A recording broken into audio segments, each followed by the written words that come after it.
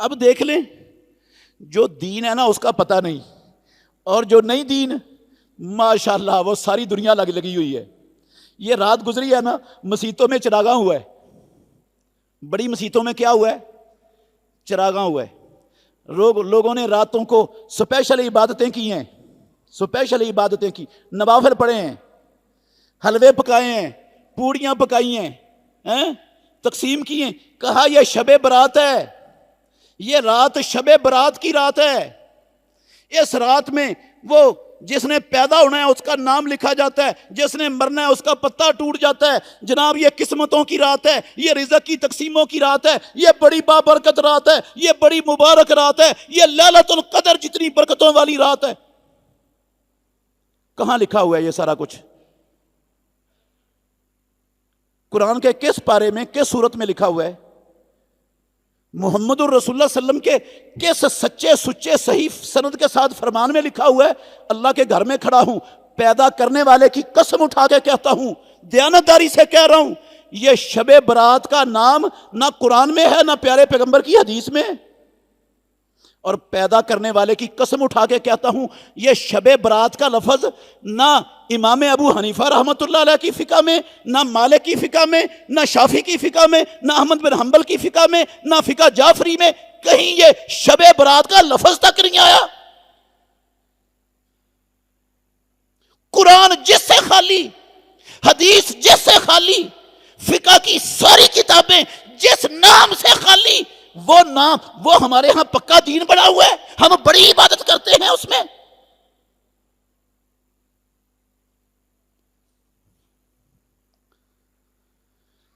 محمد الرسول اللہ صلی اللہ علیہ وسلم، اللہ کے گھر میں کھڑا ہوں، امام الانبیاء محمد الرسول اللہ صلی اللہ علیہ وسلم نے پوری نبوی زندگی، کعبے کے رب کی قسم، پوری نبوی زندگی 15ویں شعبان کی رات کو نہ شب برات کہا، نہ آپ نے اس رات میں کوئی سپیشل جاگ کر عبادت کی، اور نہ اس دن کا سپیشل روزہ رکھنے کا کہا نہ رکھا، نہ صحابہ نے ایسا کیا۔ اور نہ ہی یہ رات قسمتوں کی رات ہے، نہ روزیوں کی تقسیم کی رات ہے، نہ پتے لگنے اور جھڑنے کی رات ہے، نہ کچھ بات ہی نہیں ہے یہ۔ ہم ان بدعات کو، یہ دین سازی کے عمل کو جو لوگوں نے بنا دیا، رب پر بہتان باندھ دیا، نبی پر بہتان باندھ دیا، اس کو ہم دین سمجھ کے بیٹھ گئے، اور جو دین ہے وہ ہمارے قریب سے بھی نہیں گزرا یار۔ کیسے مسلمان ہے یہ؟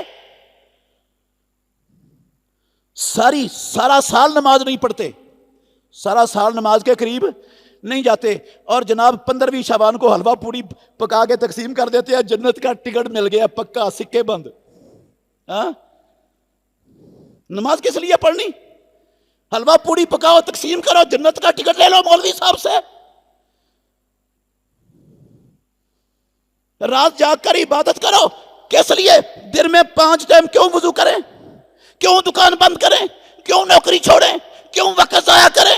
بس ایک رات آئے گی 15ویں شعبان کی، روزی بھی مل جائے گی، ہر شے مل جائے گا، پتہ بھی جڑ جائے گا، سارا کچھ ہو جائے گا، رات جاگ کر عبادت کر لو، کامیاب ہو جاؤ گے۔ یہ دین بنا لیا یار ہم نے۔ نہ کوئی پوچھنے والا، نہ کوئی سوچنے والا، نہ کوئی غور کرنے والا، میں کیا کر رہا ہوں؟ کس رب کو راضی کر رہا ہوں؟ رب بدعات سے راضی ہوتا ہے، خرافات سے راضی ہوتا ہے، نبی کی اتباع چھوڑنے سے رب راضی ہوتا ہے، اپنی من مرضی پر چلنے سے رب راضی ہوتا ہے۔ کوئی کہہ سکتا ہے بھئی اتنے آپ پریشان کیوں ہیں؟ وہ عبادت ہی کرتے ہیں تو کرنے دو۔ بھئی جو عبادت محمد الرسول اللہ نے نہیں نہ کی، اللہ کی قسم وہ عبادت کرنا جھوٹ بولنے سے بھی بڑا گناہ ہے، جھوٹ بولنے سے بھی، شراب پینے سے بھی۔ اللہ کے گھر میں کھڑا ہوں، دیانتداری سے کہہ رہا ہوں، اللہ وجہ البصیرت کہہ رہا ہوں، شراب پینے سے بڑا گناہ ہے، شراب پینا چھوٹا گناہ ہے۔ آپ کہیں گے اتنی بڑی بات کہاں لکھا ہوا ہے؟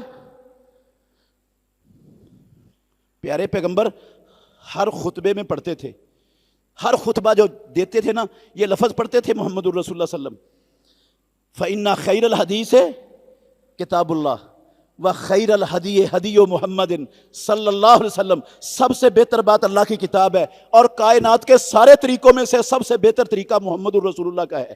اور آگے کیا کہتے؟